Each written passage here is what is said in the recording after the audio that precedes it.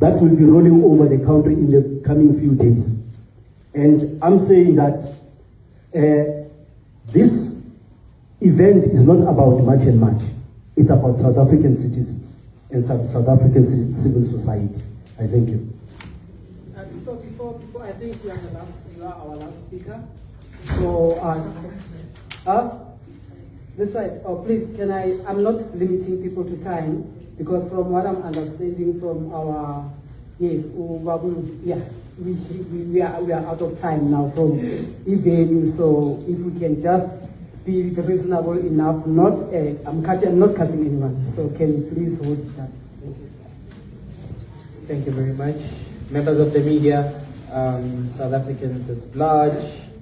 My name is Mteto Mugaitobi from the Progressive Forces of South Africa.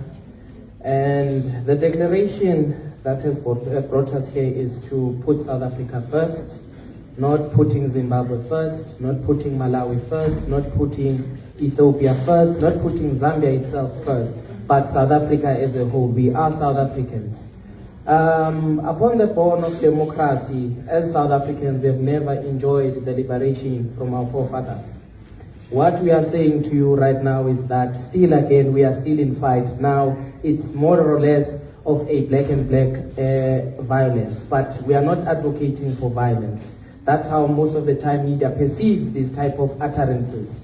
So, as a country, we will reiterate, we have never enjoyed the dawn of democracy.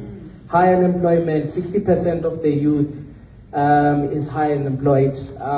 Just the stats recently now, 345,000 people have been left off.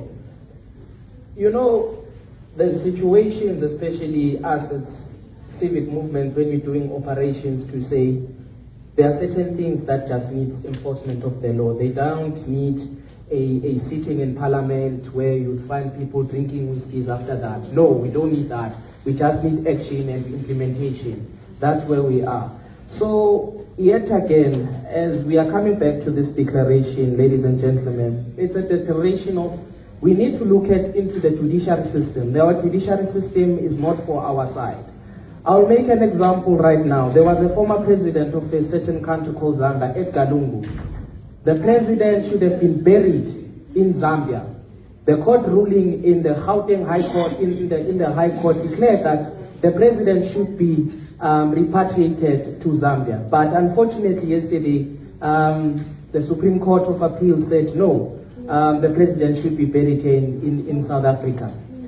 So that is where we are in regards when I'm saying we need to really look into our judiciary systems. Why is it that a former sitting president will be buried into a country, of which a country that has existing kings, existing presidents, won't it proceed on the future that the generation will come and want to claim the land because their forefather was here? So we need to move away from this nonsense. We need to move away from these emotions that we have been given by our own government. We are tired of this government. This declaration today, we as the Progressive Forces of South Africa are in support. We are championing this movement. It is not a much and much movement. It's a South African movement. We thank you for that. Thank you very much. I'm going to be very